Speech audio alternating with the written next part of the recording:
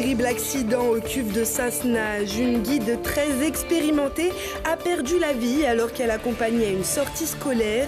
Les cuves ont été inondées et la guide a été emportée par le courant alors qu'elle venait de sauver une collégienne. À Lucie-Aubrac, à la Villeneuve, 4 mois après la rentrée dans le tout nouvel établissement, un grand événement est organisé. On retrouvera nos journalistes sur place en direct dans ce journal. Et la plus grande piste de BMX du monde se trouve à Voiron, 450 mètres de long et même plus, 58 bosses. C'est un équipement exceptionnel pour la pratique de haut niveau. Bienvenue à tous, je suis ravie d'être avec vous pour ce JT du vendredi 6 mai. Bienvenue à tous pour l'actualité du Grand Grenoble.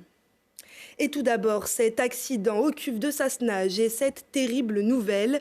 Une guide est décédée lors d'une sortie scolaire, alors qu'une classe du collège de Saint-Imier visitait les cuves pour une sortie spéléologie.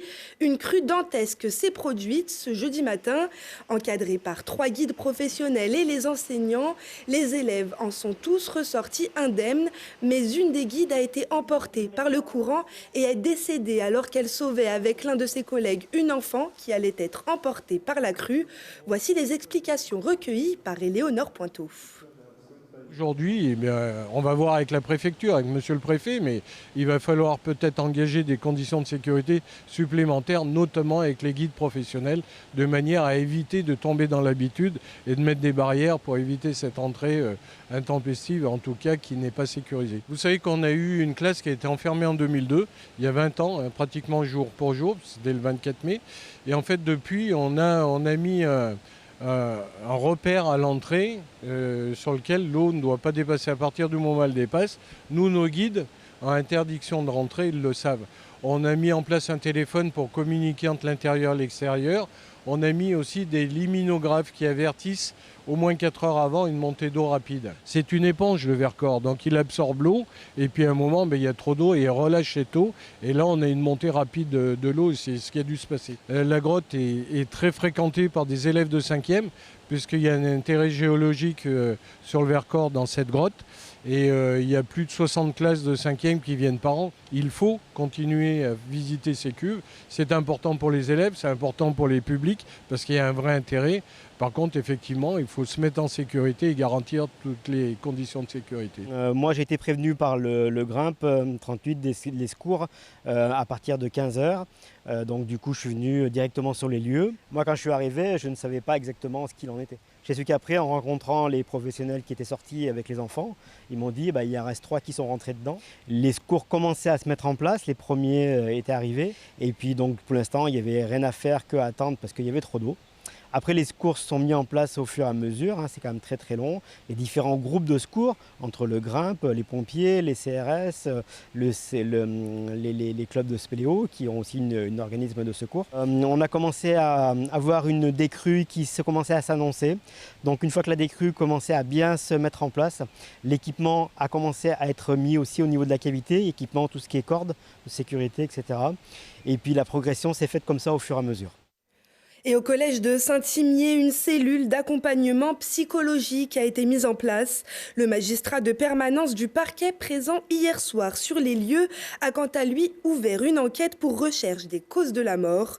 Cette enquête a été confiée aux gendarmes du PGHM de l'Isère. Les stations de ski reprennent leur souffle. Après 2 saisons marquées par la crise sanitaire, le taux d'occupation des hébergements de tourisme est revenu à son niveau d'avant-crise Covid, soit 60% sur la saison avec un pic à 82% pour les vacances de février. La fréquentation en journée skieur est, elle, en hausse de 20% par rapport à la moyenne des 4 dernières années hors Covid. Après 2 années de travaux et quelques mois de retard, les collégiens de la Villeneuve avaient pu inaugurer leur tout nouvel établissement Lucie-Aubrac à la rentrée de janvier 2022. 6800 mètres carrés de murs flambant neufs pour remplacer l'ancien collège qui avait été réduit en cendres après un incendie volontaire. Ce vendredi, une fête est organisée pour célébrer cette reconstruction. On retrouve tout de suite nos journalistes Lucille Dailly et Laurie Bayet sur place. Bonjour Lucille. Oui, bonjour Lina, on est avec Christophe Fasquelle qui est le principal de ce collège Villeneuve. On est ici en plein cœur de ce quartier, dans ce collège. En fait, le ruban va juste être coupé. C'est un événement pour vous et pour tous les adolescents, pour tous les élèves et tous les habitants de ce quartier. Oui, tout à fait. C'est vrai que ça y est, c'est le moment. Voilà, on arrive à cette inauguration tant attendue, puisqu'on est dans les locaux depuis le 3 janvier. Et puis aujourd'hui, voilà, c'est l'aboutissement. Voilà, comme je disais dans mon discours de bienvenue, c'est voilà, c'est une ouverture. On se tourne vers l'avenir. Voilà, on oublie tout ce qui s'est passé auparavant. Et puis voilà, un formidable collège, un formidable bâtiment avec des installations, des équipements magnifiques. Voilà, tout pour que nos jeunes puissent réussir. Donc voilà, un magnifique collège. Avec un chantier qui a été terminé en un temps record et qui a traversé la crise sanitaire avec des prouesses technologiques, aussi bien en termes d'architecture que d'innovation, en termes d'enseignement. C'est un collège qui est résolument en avance et en avance sur son temps. Oui, tout à fait. En fait, il s'est voulu en avance dans son temps sur plusieurs points de vue, puisque voilà, le bâtiment a été construit en 18 mois. Donc c'est quand même une prouesse architecturale au vu de la situation et de la crise sanitaire. Et puis surtout, il y a eu un gros travail de fait avec les équipes pédagogiques dans le choix des mobiliers, dans le choix du matériel, se tourner vers l'avenir sur des apprentissages, voilà, du mobilier qui permet de tendre vers l'innovation. Donc voilà, il y a eu un gros travail de réflexion avec les équipes et je pense qu'aujourd'hui on arrive à l'aboutissement et un établissement qui est harmonieux d'un point de vue architectural et surtout aussi d'un point de vue du matériel, du mobilier. Donc voilà. Merci beaucoup Christophe Fasquelle, principal du collège Lucie Aubrac à la Villeneuve. Vous êtes attendu pour couper le ruban. On va y aller, on va aller faire la fête avec tout ce beau monde et on va pouvoir vous faire profiter aussi de cette fête sur Télé Grenoble dans les jours qui arrivent avec une émission qui va vous faire découvrir tous les coulisses, la fête et puis l'état d'esprit de ces jeunes. Merci beaucoup Lina. Merci à vous en tout cas. Merci Lucille Dailly. Je crois qu'on entendait la Batucavie juste derrière. Une grande émission spéciale sur cet événement sera à retrouver dès la semaine prochaine sur Télé Grenoble. Autre chantier, lui aussi perturbé par la crise sanitaire, celui de la piste de BMX de la Brunerie à Voiron.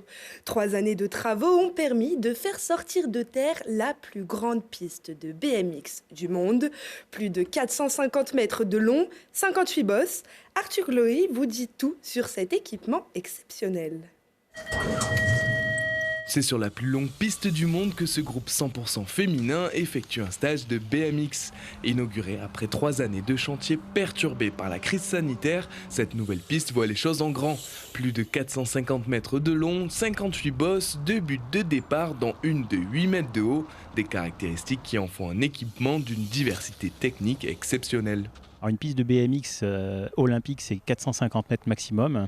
Celle-là, elle fait plus, tout simplement parce qu'on a souhaité faire un équipement d'entraînement exceptionnel, de façon à ce qu'on puisse avoir des pilotes élites ou des équipes nationales et internationales. Et dans le cadre des JO Paris 2024, ça a tout son sens, qui puissent venir faire des stages ici à la semaine. Et la complexité technique de la piste est si variée qu'on peut passer une année ici à s'entraîner sans avoir besoin d'aller ailleurs. Physique, technique et spectaculaire, le BMX séduit de plus en plus d'adeptes en France. Travail d'équilibre, de vitesse et parfois même de voltige, la discipline, olympique depuis 2008, est aussi un sport à la portée de tous, et ce, dès le plus jeune âge. Dès les Drésiennes, on cale un rendez-vous, c'est les samedis matins, sur la piste de Vorep, parce que du coup elle est plus pour les petits, les bosses sont plus petites à monter, donc c'est plus facile. Je teste l'équilibre, l'aisance sur le vélo et surtout je leur apprends plus l'autonomie. Pour les plus grands qui savent déjà faire du vélo, je leur fais faire des tours et puis on attaque direct les techniques, quoi.